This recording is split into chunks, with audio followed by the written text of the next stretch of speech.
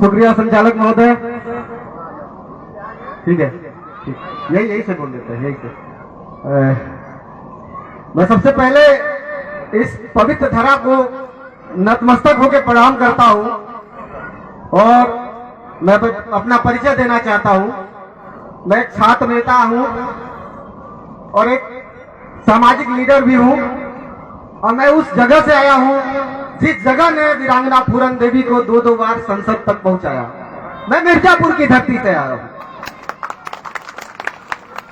साथियों, फूलन देवी वो नाम है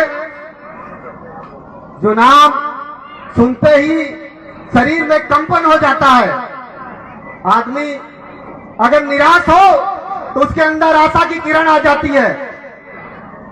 इस देश में, इस धरा में 2 ही जिंदा देवियां हमने देखी हैं।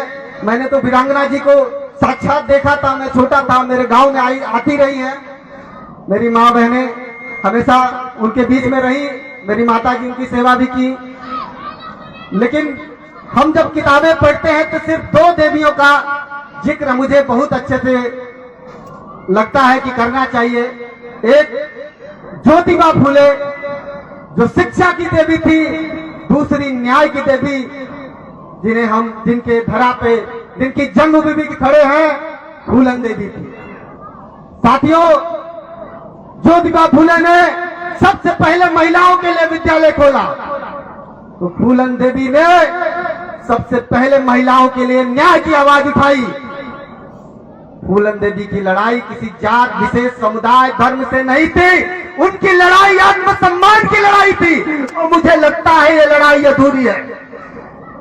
आज जो लड़ाई है न रोटी की है, न रोजगार की है, न शिक्षा की है। अगर शिक्षा की लड़ाई होती तो आंदोलन हो गया होता, अगर रोटी की लड़ाई होती तो आंदोलन हो गया होता, महंगाई की लड़ाई हुई होती तो आज आंदोलन हो गया होता। आंदोलन इस देश में क्यों नहीं हो रहा है?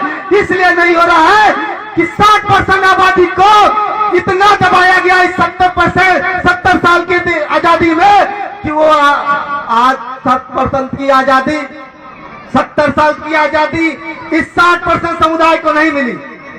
हमारे समाज का लड़का यूनिवर्सिटियों तक नहीं पहुंच पाया।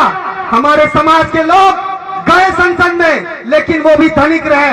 रसूखदार लोग हमारे समाज के संसद में गए, लेकिन एकमात्र हमारी वीरांगना संसद में गई। याद रखिएगा साथियों, उस समय इंदिरा गांधी की सरकार हुआ करती थी जब वीरांगना को जेल में रखा गया था। वो भी महिला, फूलन देवी भी महिला।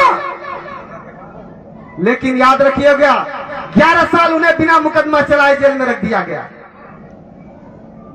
उनके बॉडी ऑर्गन निकाल लिए गए। किस बात का डर था जानते हैं? एक कवि लिखता है कि फूलन देवी अपनी कविता में, भोजपुरी के कवि हैं, पढ़िएगा, कविता और कुदाल उनकी किताब है। पूरा आर्टिकल उन्होंने फूलन देवी पे एक बड़ी लंबी कविता लिखी है। वो लिखते हैं कि फूलन देवी संसार की एकमात्र क्रांतिकारी ऐसी रही, न किसी दूसरे देश से मदद लिया, न किसी का डाका डाला, न उन्होंने कोई किला खड़ा किया, न कोई संपत्ति बनाई। उन्होंने न्याय की लड़ाई लड़ी, अपने बल पे लड़ी और उनकी परछाई तक पुलिस ने पकड़ पाई। सरकार ने उनके सामने घुटने टेका। ऐसे वीरांगना फूलन देवी के गांव के लोग हैं आप लोगों का गर्व से ऊंचा हो जाना चाहिए। देखिए साथियों, मैं 5 फूलन स्टडी सेंटर चलाता हूं। फूलन स्टडी सेंटर, मेरे सेंटर में सैकड़ों बच्चे पढ़ते हैं। लोगों ने पूछा तुम फूलन स्टडी सेंटर क्यों चलाते हो? हमने कहा फूलन विद्यालय भी खुलेंगे, फूलन लाइब्रेरी भी खुलेंगी, फूलन राजनीति की पाठशाला भी खुलेंगी। तुम्हारे अंदर दम है तो रोक के दिखा दो। और मैं वादा करता हूं, इस शेखपुर गुड़ा गांव में एक फूलन लाइब्रेरी अपने दम पे बनवाऊंगा। मैं अपनी आधी कमाई का हिस्सा मैं समाज के लिए खर्च करता हूं। साथियों, मैं यूनिवर्सिटी का छात्र नेता रहा हूं। मैं हमेशा दिल्ली, जेएनयू, हर अलग यूनिवर्सिटियों में जाता हूं, बातें रखता हूं। आपको जान के गर्व होगा, आज महिलाएं पीएचडी करने की सोच रही हैं, लेकिन विभाग इजाजत नहीं दे रहे हैं। फूलन देवी पे शोध करना चाहती हैं, उस पर लिखना चाहती हैं, किताब छपनी बाकी है, लेकिन इस व्यवस्था ने अभी रोके रखा है। तो मैं अपने समाज की बहनों से हाथ जोड़ के निवेदन करूंगा, जो लोग अगर आपको कहें कि आपको पढ़ाई लिखाई नहीं आती, आप अनपढ़ गंवार हैं, तो उनको खींच के तमाचा मारिए, उनको बताइए कि हम अनपढ़ गंवार हैं तो हम अपना परिवार कैसे चलाते हैं, हम अपने बच्चों को पालते हैं, हम खाना बनाते हैं, हम खेती करते हैं। बताइए कोई गंवार आदमी खेती कर सकता है, परिवार चला सकता है, समाज चला सकता है? नहीं। लेकिन हमारे समाज को एक और विद्या सीखनी होगी, लिखा पढ़ी। जो कलम की लिखा पढ़ी है बाकी हमारा समाज जानता है। हमारा समाज हवा का रुख देख के बता देता है कि मौसम क्या होगा, बारिश होगी कि आंधी आएगी, तूफान आएगा। हमारा समाज जिंदा समाज है। आज अगर हमारा समाज हरिश्चंद्र सूट बूट पहन के कहीं जा रहा हो और कोई नदी में डूब रहा हो तो हरिश्चंद्र परवाह नहीं करेगा कि सूट बूट हमारा खराब हो जाएगा, तुरंत कूद के बचाएगा। है कोई ऐसा समाज इस धरती पे? कोई है? बताइए। तो हम जिंदा लोग हैं। और सबसे बड़ी बात याद रखिएगा, केवट, मल्ला, निषाद, कश्यप, जितने भी हमारे सजाती भाई हैं, उनमें कोई एक भिखारी नहीं मिलेगा।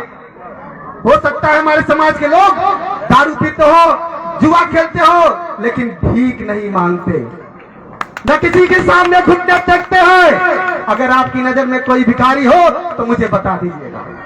अपने बल पे, अपने ज्ञान पे, अपने शक्ति सामर्थ्य और नेता बनिए साथियों। अगर कोई नेता इस मन से आके हुकारी भरवा दे, भैया दिल्ली जाना है, तो आप ये मत कहिए, हाँ कभी मत कहिए, हुकारी मत भरिए। उससे पूछिए हम कैसे जाएंगे। अगर कोई नेता कहे कि अपने बच्चों को पढ़ाइए तो उससे पूछिए कैसे पढ़ाएंगे। कलम महंगी हो गई, किताब महंगी है, स्कूल की फीस महंगी हो गई, वो कौन देगा, कहां से आएगा? उस सवाल का जवाब पूछिए। कोई कहे तो उसकी बातों में मत आइए, तर्क करिए।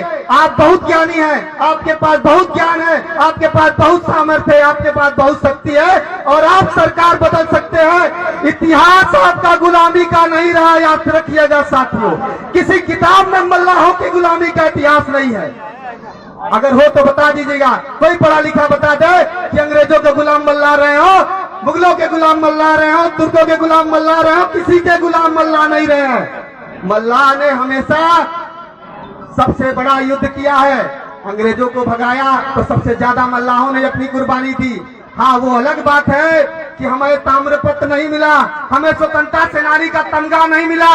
अरे हमको नहीं चाहिए था, हमारे पास हमारी दौलत थी। ये जो नदी देख रहे हो साथियों, ये हमारी विरासत है। इस नदी की जमीन हमारी है। जिस दिन हमें हमारी जमीन मिल जाएगी, हमें किसी के सामने घुटने देखने की जरूरत नहीं है, किसी से मांगने की जरूरत नहीं है। अगर हम मछली ही मारेंगे, मत्स्य पालन करेंगे, तालाबों का ठेका, बालू खनन का ठेका, और सबसे बड़ी बात जल सेना में हमारे युवाओं को नौकरी मिल जाए, तो मुझे नहीं लगता कि हमारे समाज के विकास होने से कोई रोक सकता है।